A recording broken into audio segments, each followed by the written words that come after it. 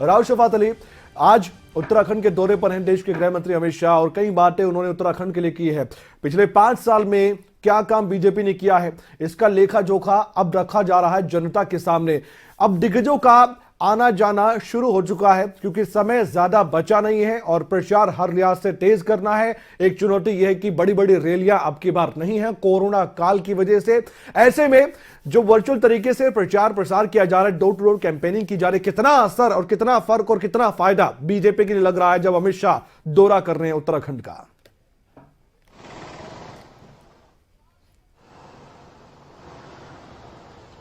जी कमल, बिल्कुल आपने ठीक कहा कि चुनाव प्रचार प्रसार का माध्यम थोड़ा सा बदला है और कोई भी पार्टी जो स्टार प्रचारक हैं वो समय नहीं गंवा रहे हैं। तमाम जितनी भी पार्टियां यहां पर चुनाव लड़ रही हैं उनके स्टार प्रचारकों के आने का सिलसिला उत्तराखंड में शुरू हो चुका है। आज गृह मंत्री अमित शाह रुद्रप्रयाग में है। आज सुबह 10:15 बजे के करीब 10:15 पर वो जौलीग्रांट पहुंचे, उसके बाद सीधा रुद्रप्रयाग पहुंचे। वहां 11:30 बजे के करीब उन्होंने बाबा रुद्रनाथ मंदिर के दर्शन किए। और क्योंकि देखिए अब बड़ी बड़ी रैलियां नहीं हो रही हैं, वर्चुअल माध्यम से जुड़ा जा रहा है, लेकिन एक मेन बाजार जो पड़ता है वहां पर door to door campaign Amit Shah ने किया। उनके साथ कुछ कार्यकर्ता मौजूद रहे। थोड़ा सा कह सकते हैं कि जो नियम कायदे हैं उनकी थोड़ी सी धज्जियां भी उड़ती नजर आ रही हैं। जितने भी यहाँ स्टार प्रचारक हैं उनके पीछे भीड़ बहुत ज्यादा जमा हो जाती है। अगर door to door Amit Shah जा रहे हैं तो उनके पीछे एक लंबी भीड़ नजर आ रही है। लेकिन इसके साथ ही अब क्योंकि चुनाव प्रचार का माध्यम बहुत बड़े पैमाने पर तो नहीं है, छोटे पैमाने पर है, तो अब ऐसी सीटों को टारगेट किया जा रहा है जहां से आसपास की सीटें भी प्रभावित हों। रुद्रप्रयाग क्योंकि भरत चौधरी बीजेपी के प्रत्याशी हैं वहां से, उनके लिए आज अमित शाह पहुंचे हैं। लेकिन आसपास की जो सीटें हैं कमल, वो भी प्रभावित होंगे और वहां पर भी उसका असर पड़ेगा। अमित शाह अगर रुद्रप्रयाग पहुंचते हैं तो आसपास की 6 से 7 सीटें ऐसी हैं जिन पर चुनाव प्रचार ये होगा। अब क्योंकि भरत चौधरी वहां से पहले से ही विधायक रहे हैं, उत्तराखंड के अंदर भाजपा की सरकार है, तो भाजपा ने क्या क्या काम किए हैं इसको लेकर के अमित शाह ने जानकारी दी।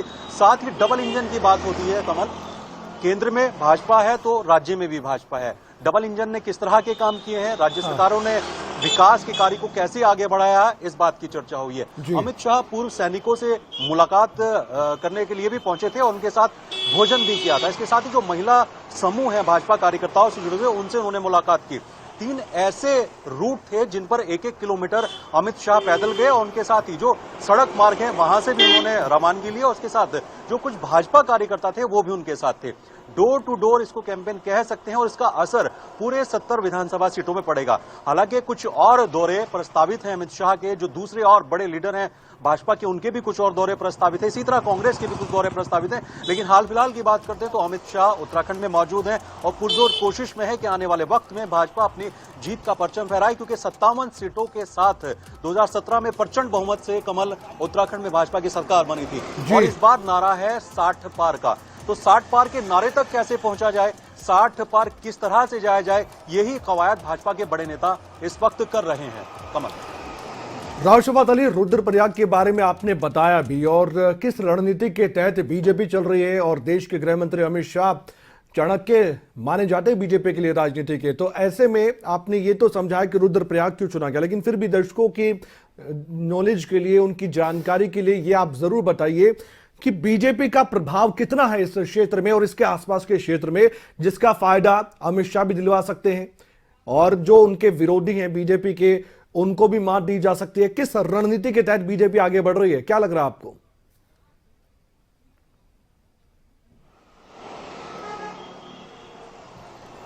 हाँ कमल, देखिए जैसा मैंने बताया कि 57 विधायकों के साथ 2017 में प्रचंड बहुमत के साथ बीजेपी आई थी। रुद्रप्रयाग क्योंकि बाबा रुद्रनाथ का मंदिर भी है, बेहद मशहूर मंदिर है, दूर दूर से वहां पर श्रद्धालु पहुंचते हैं, ये भी खास पहलू है मंदिर में दर्शन करने के लिए।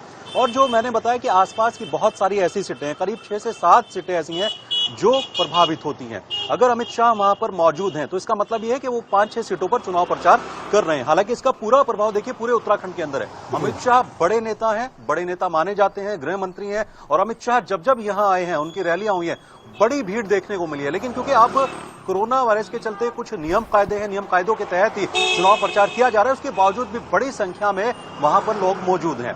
तो भरत शाह क्योंकि भाजपा के विधायक हैं, पहले से ही वो जीतते रहे हैं वहां पर, अच्छा उनका वजूद माना जाता है, बड़े नेता माने जाते हैं उत्तराखंड के, तो इस बार भी वो आश्वस्त हैं कि इस बार भी जीत भाजपा की होगी। इसके साथ ही जी। जो लिस्ट भाजपा ने जारी की थी, तो उसमें जो सिटिंग विधायक थे कमल, उनके टिकट नहीं कटे थे। कुछ जो सिटिंग विधायक थे उनके टिकट जरूर कटे थे, लेकिन जो जनाधार वाले नेता हैं, बड़े नेता हैं, उनको ही भाजपा ने अपना प्रत्याशी बनाया था। भरत शाह उन्हीं में शामिल होते हैं और यही वजह है कि भरत शाह के उस क्षेत्र में अमित शाह वहां पर पहुंचे। माफ कीजिएगा, भरत चौधरी क्योंकि वहां के भाजपा विधायक हैं और उन्हीं के प्रचार के लिए अमित शाह वहां पर पहुंचे हैं। अमित शाह का रुद्रप्रयाग में आना, इसका मतलब यह है कि 70 की 70 विधानसभा सीटों पर एक पुख्ता और मजबूत प्रचार ये माना जा रहा है। बिल्कुल माना जा रहा है, और क्यों ना माना जाए, आपने ठीक कहा।